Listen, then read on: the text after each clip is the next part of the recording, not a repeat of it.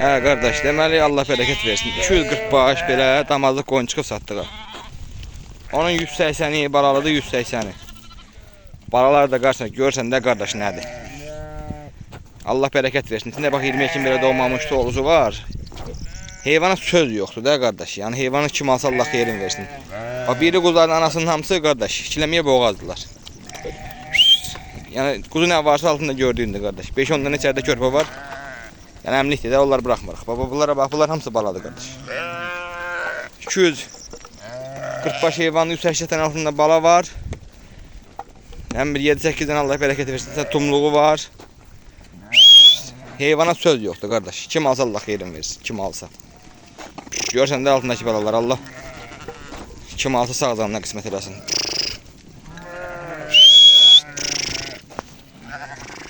Görsən də nədir?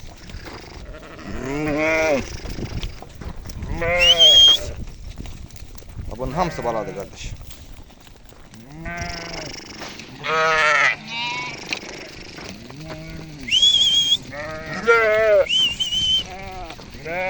Heyvan bir yerden kom takılır. Keş kabağına ver.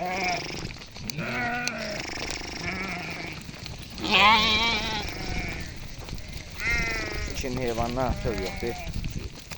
Adam için Allah var, heyvana söz yok.